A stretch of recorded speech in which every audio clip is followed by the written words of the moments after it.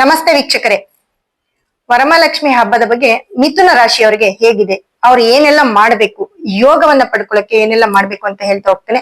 ಹಾಗೆ ಮುಖ್ಯವಾಗಿ ನಮ್ಮ ಮೀತಾ ಆಸ್ಟ್ರೋವರ್ಡ್ ಕಡೆಯಿಂದ ನಿಮ್ಗೆ ಎಲ್ರಿಗೂ ಒಂದು ಕಿಟ್ ಅನ್ನ ಕೊಡ್ತಾ ಇದೀವಿ. ನೀವು ನಮ್ಮ ನಂಬರ್ಗೆ ಕರೆ ಮಾಡಿ ಆ ಕಿಟ್ ಅನ್ನ ರಿಜಿಸ್ಟರ್ ಮಾಡಿ ತರಿಸ್ಕೊಳ್ಳಿ ಅಂತ ಹೇಳ್ತೀನಿ. ಆ ಒಂದು ಕಿಟ್ ಅಲ್ಲಿ ಅದ್ಭುತವಾದ ಒಂದು ಗುರು ಮತ್ತೆ ಶುಕ್ರ ಮತ್ತೆ ಒಂದು ಕುಬೇರನ ಒಂದು ಸ್ಟೋನ್ ಇರುತ್ತೆ.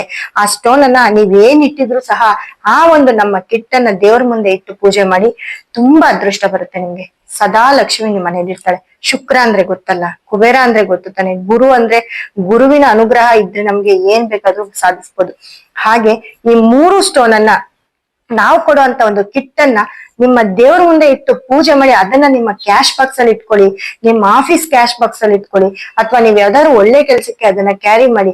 ತುಂಬಾ ಅದ್ಭುತವಾಗಿ ನಿಮ್ ಕೆಲಸ ಎಲ್ಲ ಆಗ್ತಾ ಬರ್ತವೆ. ಹಾಗೆ ಮುಖ್ಯವಾಗಿ ನೋಡಿ, ಮಿಥುನ ರಾಶಿಯವರಿಗೆ ಗುರು ಶುಕ್ರ ನಿಮ್ಮ ರಾಶಿಯಲ್ಲಿರೋದು ತುಂಬಾ ಯೋಗ ಅಂತ ಹೇಳ್ಬೋದು. ಈ ಒಂದು ಹಬ್ಬದ ಟೈಮ್ಗೆ ಒಳ್ಳೆ ಟೈಮಲ್ಲಿ ಗುರು ಶುಕ್ರ ಸಂಗಮ ಆಗಿದ್ದಾರೆ. ಈ ಗುರು ಶುಕ್ರರ ಸಂಗಮದಿಂದ ನೀವು ತುಂಬಾ ಅದೃಷ್ಟವಂತರೆ ಅಂತ ಹೇಳ್ಬೋದು. ಹಾಗೆ ಎರಡನೇ ಮನೆಯಲ್ಲಿ ಸೂರ್ಯ ಮತ್ತೆ ಬುಧ ಇರ್ತಾರೆ. ಎರಡರಲ್ಲಿ ಸೂರ್ಯ ಬುಧ ಇರೋದು ಕೂಡ ನಿಮ್ಗೆ ಎಲ್ಲಾ ರೀತಿ ಕೆಲಸಗಳು ಆಗ್ತಾ ಬರ್ತವೆ. ಧನಸ್ಥಾನದಲ್ಲಿ ಸೂರ್ಯ ಇರೋದ್ರಿಂದ ನಿಮ್ಗೆ ಯಾವ ಒಂದು ಕೆಲಸ, ಕಾನೂನಿನ ಕೆಲಸ ಆಗಿರ್ಬಹುದು, ಗವರ್ಮೆಂಟ್ ಆಗಿರ್ಬೋದು, ನಿಮ್ಮ ಒಂದು ಕೆಲಸದಲ್ಲಿ ಏಳಿಗೆಯನ್ನ ನೋಡ್ತೀರಿ. ಮತ್ತೆ ಬುಧ ಕೂಡ ಇರೋದ್ರಿಂದ ನಿಮ್ಗೆ ಒಂದು ಬಿಸ್ನೆಸ್ ಅನ್ನೋದು ತುಂಬಾ ಸಕ್ಸಸ್ ಕೊಡುತ್ತೆ.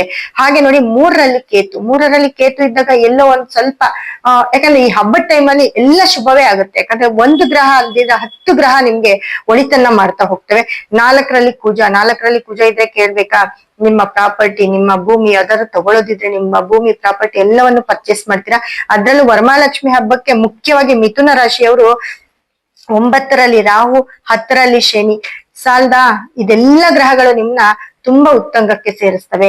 ಹಾಗಾಗಿ ನೀವು ಮಿಥುನ ರಾಶಿಯವರು ಏನ್ ಮಾಡ್ಬೇಕಪ್ಪ ಅಂದ್ರೆ, ಮುಖ್ಯವಾಗಿ ನೀವು ಕಡಲೆ ಹಿಟ್ಟಿಂದ ನೀವು ಒಂದು ಮೈಸೂರ್ ಪಾಕ್ ಮಾಡಿ. ಕಡಲೆ ಹಿಟ್ಟು ಮತ್ತೆ ತುಪ್ಪ ಮಿಶ್ರಿತ ಮೈಸೂರ್ ಪಾಕ್ ಹೇಗೆ ಅಂದ್ರೆ, ಗುರು ಮತ್ತೆ ಶುಕ್ರರ ಸಂಗಮ.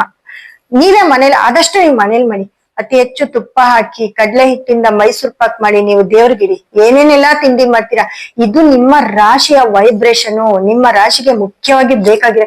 ಯಾಕಂದ್ರೆ ಗುರು ಮತ್ತೆ ಶುಕ್ರ ಇಬ್ರು ನಿಮ್ಮ ರಾಶಿಯಲ್ಲಿ ಇರ್ತಾರೆ.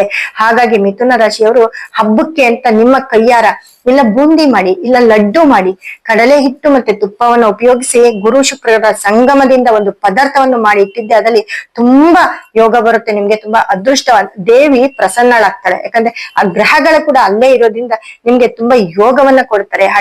ಹಾಗೆ ನಿಮ್ಮ ಒಂದು ಲಕ್ಷ್ಮಿಯ ಆಹ್ವಾನ ನಿಮ್ಮ ಮನೆಯಲ್ಲಿ ಸದಾ ಇರುತ್ತೆ ಅಂತ ಹೇಳ್ತೀನಿ. ಹಾಗೆ ಮಿಥುನ ರಾಶಿಯವರು ಮುಖ್ಯವಾಗಿ ನಿಮ್ಮ ಒಂದು ಬಣ್ಣ, ಸೀರೆಯ ಬಣ್ಣ ಅಂತ ಅಂದ್ರೆ, ನೀವು ಹಸಿರು ಬಣ್ಣದ ಸೀರೆ ಉಟ್ಕೊಂಡು ಪೂಜೆ ಮಾಡಿದ್ರೆ ತುಂಬಾ ಒಳಿತು. ದೇವಿಗಲ್ಲ, ನಿಮಗ್ ನೀವು ಉಟ್ಕೊಳ್ಳಿ ಅಂತ ಹೇಳ್ತಾ ಇದೀನಿ. ದೇವಿಗೆ ಸೀರೆ ಬಣ್ಣ, ಮುಹೂರ್ತ ಮತ್ತೆ ನಮ್ಮ ಒಂದು ಗುರು ಶುಕ್ರ ಮತ್ತೆ ಕುಬೇರನ ಒಂದು ಸ್ಟೋನು ನಮ್ ಕಡೆಯಿಂದ ನಾವು ನಿಮ್ಗೆ ಕೊಡ್ತಾ ಇದೀವಿ. ನಮ್ ನಂಬರ್ಗೆ ಕರೆ ಮಾಡಿ. ಹಾಗೆ ನೀವು ಹಸಿರು ಬಣ್ಣದ ಸೀರೆ ಉಟ್ಕೊಂಡು ಪೂಜೆ ಮಾಡಿದ್ರೆ ತುಂಬಾ ಅದೃಷ್ಟ ನಿಮ್ಮಲ್ಲಿರುತ್ತೆ. ನೀವ್ ಅನ್ಕೊಂಡಿದ್ದೆಲ್ಲ ನೆರವೇರುತ್ತೆ. ಹಾಗಾಗಿ ಮಿಥುನ ರಾಶಿಯವರು ಯಾವುದೇ ಕಾರಣಕ್ಕೂ ನೀವು ಈ ಏನ್ ಹೇಳ್ತೀನಿ ನಾನು, ಈ ತುಪ್ಪ ಮತ್ತೆ ಕಡ್ಲೆಕಾಳು ಹುಸ್ಲಿಯನ್ನು ಕೂಡ ಇಡಬಹುದು. ಅದರ ಬದಲು ಸಿಹಿ ಪದಾರ್ಥವನ್ನ ಮಾಡಿಡಿ ಅಂತ ಹೇಳ್ತಾ ಇದೀನಿ. ಅದು ನಿಮ್ಗೆ ಅದೃಷ್ಟ, ನಿಮ್ಮ ಯೋಗವನ್ನ ಹೆಚ್ಚಾಗ್ಸುತ್ತೆ. ಮತ್ತೆ ನಮ್ಮ ಒಂದು ಕಿಟ್ ಅನ್ನ ನಮ್ಮ ನಂಬರ್ಗೆ ಕರೆ ಮಾಡಿ ತರಿಸ್ಕೊಳ್ಳಿ. ಗುರು ಮತ್ತೆ ಶುಕ್ರ ಮತ್ತೆ ಕುಬೇರ 3 ಜನ ನಿಮ್ ಮನೇಲಿ ಇರ್ತಾರೆ.